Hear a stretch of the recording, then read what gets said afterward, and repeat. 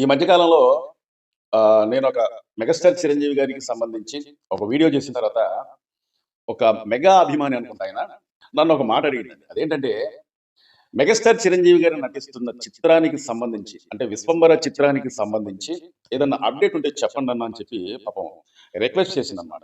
ఎందుకంటే megastar Chiranjeevi guarantee mega అభిమానులకు పంచ ప్రాణాలని చెప్పుకోవచ్చనమాట. ఇక మెగా అభిమానులలో కొంతమంది హార్డ్ కోర్ ఫ్యాన్స్ అనేది ఉంటారనమాట. అతని సినిమాలు ఎప్పుడు రిలీజ్ అయితాయా? ఎప్పుడు మా మెగాస్టార్ చిరంజీవి గారి సినిమా థియేటర్‌లోకి వస్తదా అని చెప్పి 1000 కళ్ళతోని ఎదురు చూసే అభిమానులు గూడా లక్షలాది మంది ఉన్నారనమాట. అయితే మెగాస్టార్ చిరంజీవి గారు నటిస్తున్న 'విశ్వంబర' చిత్రం మాత్రం చాలా లేట్ అయిందనే చెప్పుకోవచ్చండి. చాలా లేట్ అయిన దానికన్నా చాలా లేట్ అయిపోయిందనమాట. ఎందుకంటే ఆ సినిమాకి సంబంధించి ఆ మధ్య కాలంలో చిన్న గ్లిమ్స్ అనేది విడుదల చేసిన తర్వాత, ఆ గ్లిమ్స్ పైన వచ్చిన విమర్శల వల్ల. ఎందుకంటే ఆ సినిమాకి సంబంధించిన గ్లిమ్స్ నాసిరకంగా ఉంది. అంటే ఒక గ్లిమ్స్‌నే ఇంత నాసిరకంగా తీస్తే, సినిమా మొత్తం గూడా మరి ఎంత నాసిరకంగా ఉంటదో అని చెప్పేసేసి చాలా మంది చాలా రకాలుగా మాట్లాడారనమాట.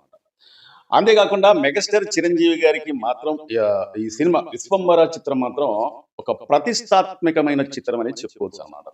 ఎందుకంటే మెగాస్టార్ చిరంజీవి గారు గతంలో నటించిన 'జగదేక వీరుడు అతిలోక సుందరి' తర్వాత కొన్ని సంవత్సరాల తర్వాత వచ్చిన చిత్రం 'అంజి'. ఈ 2 చిత్రాలు గూడా మెగాస్టార్ చిరంజీవి గారికి చాలా ఇష్టం అన్నమాట. అంటే మెగాస్టార్ చిరంజీవి గారు నటించిన 'జగదేక వీరుడు అతిలోక సుందరి' అంత సక్సెస్ అనేది 'అంజి' చిత్రం అనేది చేయలేకపోయినా గానీ, ఆ చిత్రానికి గూడా దాదాపు 7 సంవత్సరాల పాటు సమయం అనేది పట్టిందన్నమాట. అంటే విడుదలయ్యేలాగా. ఎందుకంటే 'జగదేక వీరుడు అతిలోక సుందరి' ఆ టైంలో అంత పెద్ద గ్రాఫిక్స్‌లనేది ఏం లేవు.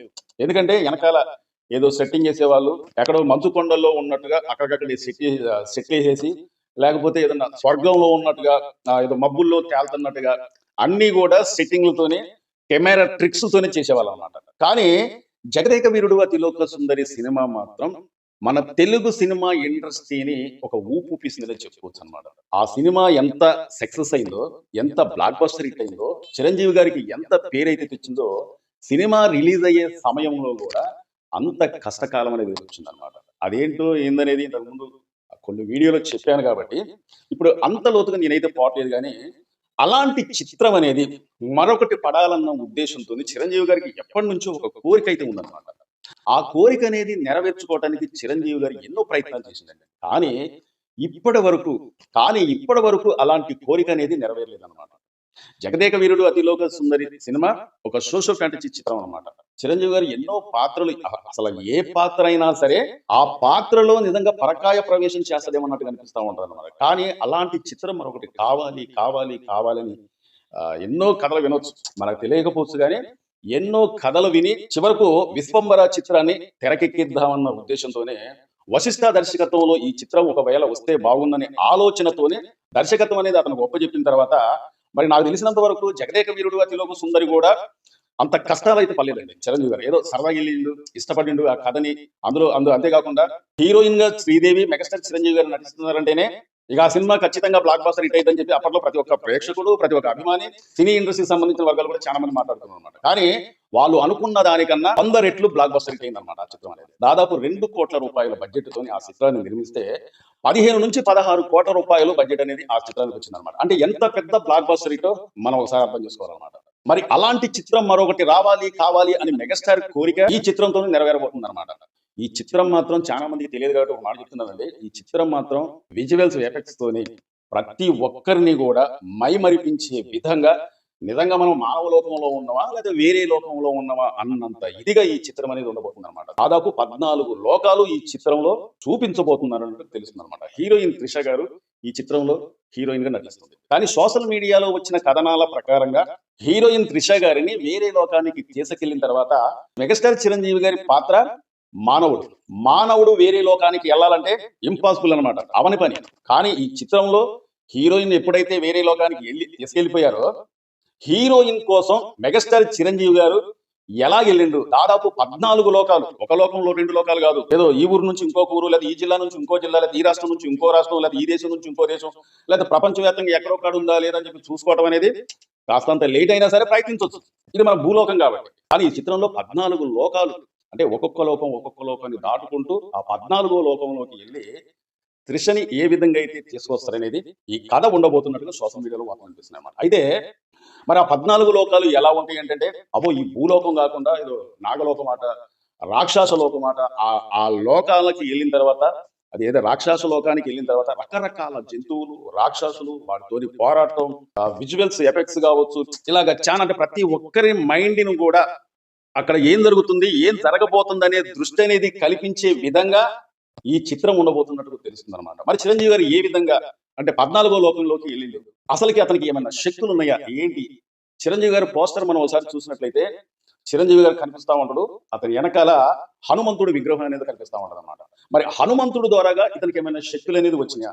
నాకేమనిపిస్తుంది అంటే సీతని రావణాసురుడు తీసుకెళ్లిన తర్వాత ఆంజనేయుడు ఏ విధంగా వెళ్ళి అంటే 7 సముద్రాలు దాటి వెళ్ళి అక్కడ ఉన్న సీత జాడ ఎలా కనుక్కుండో ఆ కథలో మనం చూసాం అనమాట. కానీ అదే విధంగా కాకుండా 14 లోకాలు ఇక్కడ 14 లోకాలను చేరుకొని హీరోయిన్ త్రిషను ఏ విధంగా మళ్ళీ మన భూలోకానికి తీసుకొచ్చింది అనేది ఈ కథ ఉండబోతున్నట్టుగా వార్తలు వచ్చాయన్నమాట. అసలు ఈ కథ గురించి మనం చర్చించుకుంటా ఉంటేనే, ఈ సినిమా గురించి మనం మాట్లాడుకుంటా ఉంటేనే అసలు ఇప్పుడు వస్తే బాగుంది ఈ సినిమా, తక్షణమే ఆ సినిమాకి వెళ్ళిపోయి చూసేద్దాం కదని చెప్పేసి మనకు అనిపిస్తుంది, ఖచ్చితంగా అనిపిస్తుంది. ఎందుకంటే ఈ కథ అలాంటిది. ఇలాంటి కథలు అనేది ఒకప్పుడు వచ్చేవి కానీ, ఇది ఎన్టీ రామారావు కాలంలో వచ్చేవి కానీ ఇప్పుడు రావట్లేదు. మరి ఇప్పుడు ఇలాంటి కథతోని మెగాస్టార్ చిరంజీవి గారు నటిస్తున్నారంటేనే ఒక ప్రత్యేకమైన చిత్రంగా భావించుకోవచ్చు అనమాట.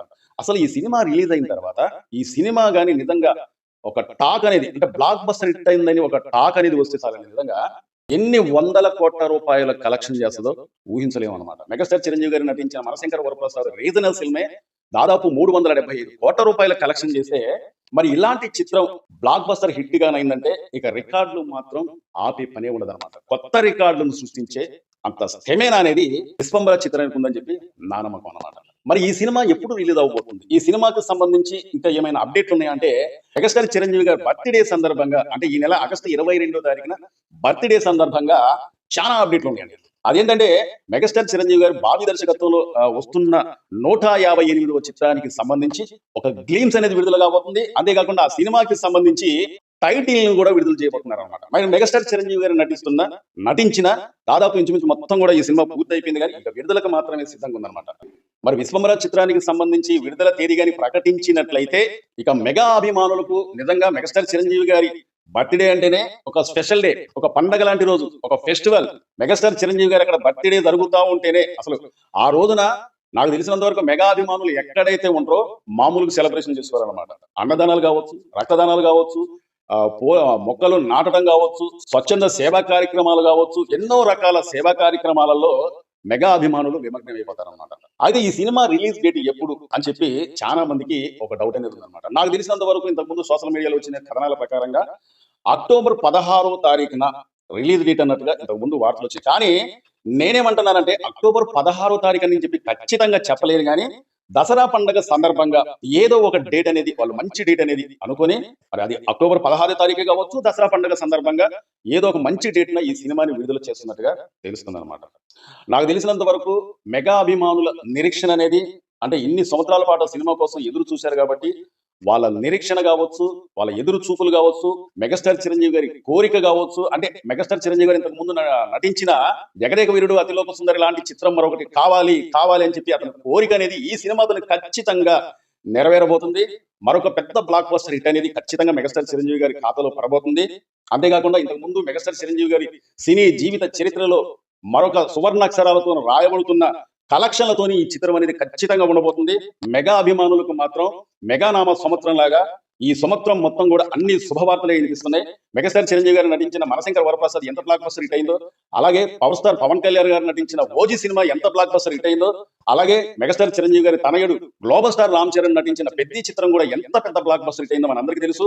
మెగాస్టార్ చిరంజీవి గారు నటించిన మనశంకర వరప్రసాద్ దాదాపు 375 కోట్ల రూపాయలు కలెక్షన్ చేసింది. అంతేకాకుండా పవర్ స్టార్ పవన్ కళ్యాణ్ గారు నటించిన ఓజీ చిత్రం కూడా దాదాపు 300 కోట్ల రూపాయల పైచిలకు ఆ సినిమా కూడా కలెక్షన్ చేసింది. అంతేకాకుండా జూన్ 4వ తారీఖున గ్లోబల్ స్టార్ రామ్ చరణ్ నటించిన పెద్ద చిత్రం కూడా దాదాపు 450 కోట్ల రూపాయల పైచిలకు అనేది ఆ సినిమా కూడా బంపర్ సూపర్ డూపర్ హిట్ అనేది అయింది. అంతేకాకుండా వరుణ్ తేజ మెగా వారసుడు నటించిన కొనియర్ కనకరాజు చిత్రం కూడా అద్భుతమైన కలెక్షన్లతో ఇంకా రన్ అవుతూనే ఉంది. ఈ సినిమా కూడా మంచి హిట్ తోని ముందరకు దూసుకుపోతుంది. మెగాస్టార్ చిరంజీవి గారు నటిస్తున్న ఆ 2 చిత్రాలు కూడా రెండు చిత్రంలో ఒక చిత్రం అయితే మాత్రం ఖచ్చితంగా ఈ సంవత్సరం అక్టోబర్ 16వ తారీఖు కావచ్చు, దసరా పండుగ సందర్భంగా ఏదో ఒక డేట్ అయితే మాత్రం ఖచ్చితంగా విడుదలై బ్లాక్ బస్టర్ హిట్ అయితేన ఒక నమ్మకం అయితే మాత్రం ప్రతి ఒక్కరిలో ఉంది. వచ్చే సంవత్సరం అంటే 2027 సంక్రాంతి సందర్భంగా మెగాస్టార్ చిరంజీవి గారు నటిస్తున్న ఈ మధ్యకాలంలో చిరులీక్స్ ఎంత వైరల్ అవుతుందో మన అందరికీ తెలిసిన విషయమే. కదిరి అనే ఒక టైటిల్ అనేది చిరంజీవి గారు ప్రకటించారు ఈ మధ్యకాలంలో. మరి కదిరి నరసింహుడు అనేది చిరంజీవి గారి పుట్టినరోజు సందర్భంగా ఆ టైటిల్ ట్రీజర్ తోనే కావచ్చు లేదా గ్లిమ్స్ తోనే కావచ్చు మన ముందుకు రాబోతుంది. ఆ చిత్రం కూడా సంక్రాంతి సందర్భంగా విడుదలవుతుంది కాబట్టి పెద్ద బ్లాక్ బస్టర్ హిట్ అవ్వాలని కోరుకుంటూ ఇదండి ఈ రోజు వీడియో. మా వీడియో ఛానల్ చూస్తున్నారు, సబ్స్క్రైబ్ చూస్తున్నారు. మీరు సబ్స్క్రైబ్ చేసుకుంటే మా వాళ్ళకి ఎంకరేజ్ చేసినట్లయితే మీరు సబ్స్క్రైబ్ చేసుకోవడం వల్ల మీకు ఒక్క రూపాయి కూడా ఖర్చు అయ్యేది లేదు. ఈ వీడియోపై ఈ అమూల్యమైన కాబట్టి తెలపండి, ఒక లైక్ చేయండి, షేర్ చేయండి. మా వీడియో నచ్చితే సబ్స్క్రైబ్ చేసుకోండి. మరో వీడియో కోసం ఎదురు చూడండి. Thank you.